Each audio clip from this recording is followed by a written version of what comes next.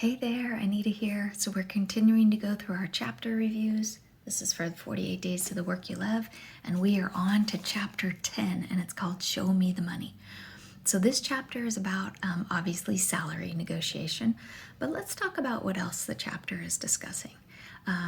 It's also about us realizing and having the confidence that we're the best candidate for the positions that we're now interviewing for.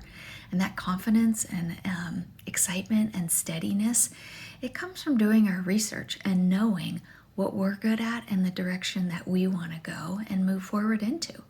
It also comes from extensive company research that we've done up to this point and seeing how our skill set and the value that we bring lines up with the positions that we're interviewing for. Can you see how in this whole process we've been going through, it's getting us to the point where we see that we're a good fit, we know our value, and the potential employers that we're talking to are excited about adding us to their teams. So many of us are used to thinking, oh, I just need a job.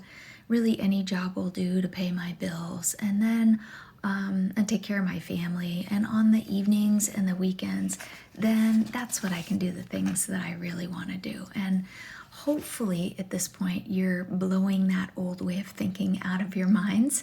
And instead now understanding that when you're doing work you love, a lot of times abundance, usually abundance, not poverty, is typically what flows to you.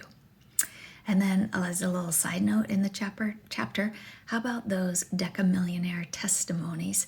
Let's love what we do, you and I together, and put ourselves in that category. Not for the love of the money, but as a result of loving what we're doing. That's so good.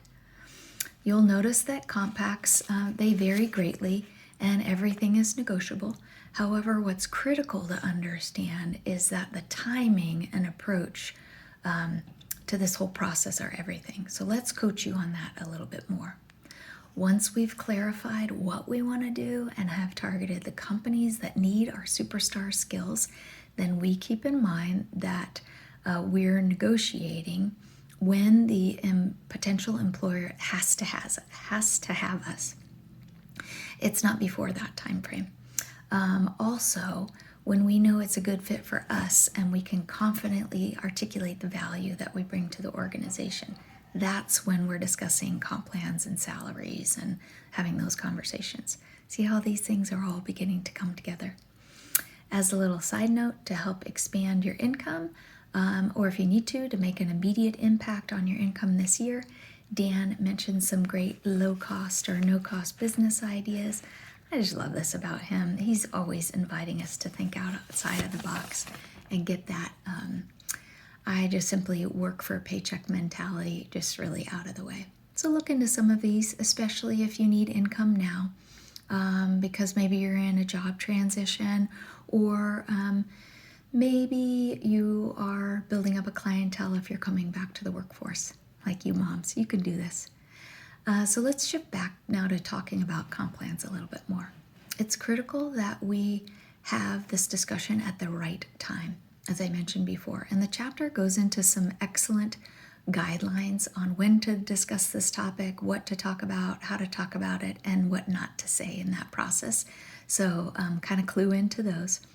And since you've taken the time to identify your excellent superstar skill set, and you've done a job search and a company search and all the things, and you've followed this process closely, you're likely to be talking right now to maybe 2 or 3 or 4 or more potential employers at this point. So compare what each one is offering and understand what similar jobs in those industries and those kinds of positions are making, and so you can have a good, healthy conversation. And then you start your conversation with something like this, like what the book is mapping out for us.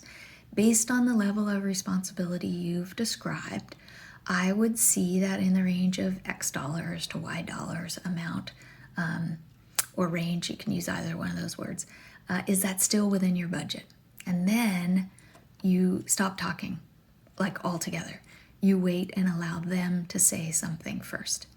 So just a little extra tip there for you as you're talking about really selling yourself and having a conversation and allowing them to take the next step.